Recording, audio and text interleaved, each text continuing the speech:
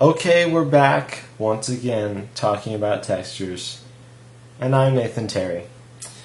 And so we're going to be talking about a little bit further, a little more advanced, I guess, and also generating textures inside of Photoshop. That way you don't have to buy, textures that I will sell in the future, perhaps, or any textures. You don't have to buy them. Because you can get some really good stuff out of Photoshop. So here's what we're gonna do. Like I said with on the last one, I was taking this. Okay, so sometimes we have it where we're doing a bunch of stuff. We got a bunch of adjustment layers, all the curves, blah blah blah. I'm not really kind of doing this for looks. Well, it was only too bad, but and I'll have like a black and white adjustment layer, and then there's all this sorts of stuff that we go through here to and that's actually a way I really like to desaturate things is grab a black and white adjustment layer and just go ahead and back the opacity back off, and you know what, my calibration thing, which I returned, actually just told me that I need to calibrate, which is funny because I returned it. Anyway, gosh. So what if I had all this stuff here, and then I said, well, I don't want this junk on the ring and that sorts of stuff. So here's what we're gonna do. Grab this background layer, Command J again. I'm gonna put it on top. This is what I was talking about earlier, but it didn't really make sense because there's no need for it. Okay, we could actually. There's a lot of different ways of doing these type of things, but here's what we could do. We could group this and put a layer mask on this group, and then painting with black, we could reveal what that looks like right here. And that actually would not be a bad way to do it. And that's just fine. But I'm going to do what I said I wasn't going to do, but I'm going to do it now. I'm going to go up under Sharpen and the good old Unsharp Mask. It probably has some crazy setting I put it on, yeah. Okay. I'm just going to try to sharpen this. I can't really see too well because because of the fact that my screen looks kind of funky. But anyway, you get the idea. I sharpened the thing. And so now I could hold down Alt and click this layer mask, and painting with white this time because we're revealing, I could just do a number like this. So that's how I do these things, and they are a lot of fun to play with. And like I said, try to keep it off of the skin and stuff like that. Now, here's the thing. Here's one of the things. Man, like everything is coming up right now, and it's really weird. Like everything is interrupting me. But that's why I said, I'm real. Anyway, so I hope I'm gonna have time to make stuff in Photoshop. But I'm gonna get rid of this group, and I didn't want to get rid of the thing inside of it. But sometimes we want to be careful before we start going crazy with all of our things, because a lot of times I'll have 4 copies of this layer because of the different effects I'll put it on, and sometimes I'll do this, and I'll grab put this on screen or whatever, duplicate this. Okay, so there's a bunch of different stuff you can do here. You can put it on screen, all sorts of stuff like that. But here's what I'm going to do. Before we start, you should probably take a look at your actual texture that you're using here, because sometimes, see these lines right here? Well, these lines are kind of messing up his fingers and stuff. So we can actually, I would put this on normal.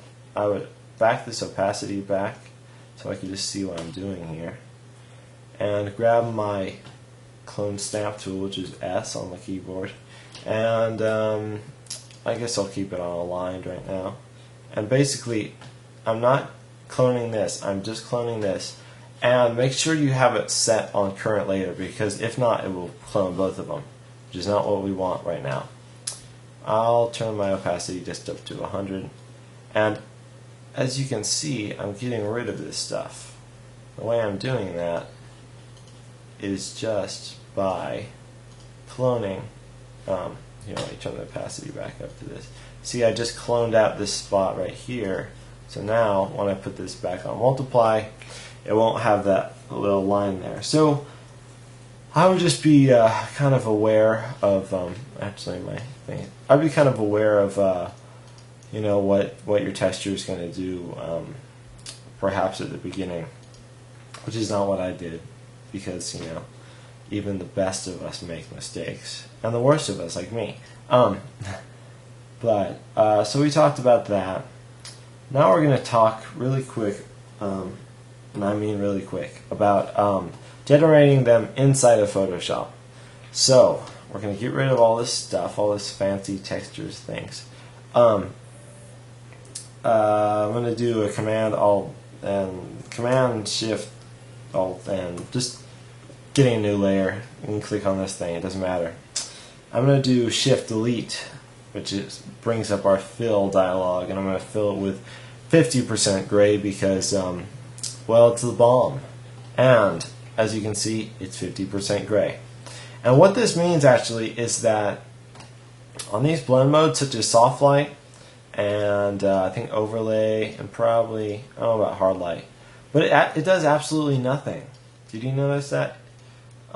If I have a 50% gray layer and I turn this on a blend mode of soft light, there's nothing, because it renders that as just like nothing. Anyway, so here's what I'm going to do. I'm going to go under Filter, and here I'm trying to think if I should do whatever. I'm going to do Fibers, okay, which is a very fine filter. It's not fine, but it's a very nice filter. But turn down my strength. We can look at this thing. It's kind of pixelated, so it's kind of hard for me to tell. But turn down the variance maybe. And this randomize button changes around where your black is, how your black is distributed. That looks pretty good actually. So here's what we have is our fibers right here. And of course it's on a blend mode of normal, and we need a different blend mode. But my phone is ringing again, and I think my thing just quit. Dang it, where'd that thing go? Okay, yeah, I need to pause this. Well, I guess somebody got it, so I don't need to. Like I said, I'm real.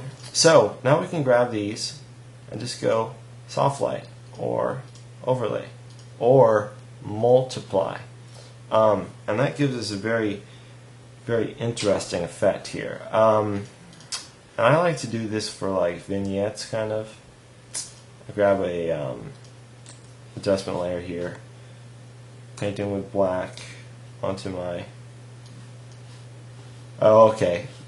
Of course, we have to go into the brush thing because I mess that up all the time, but don't use the clone stamp tool to paint, please, like I do, because I'm silly.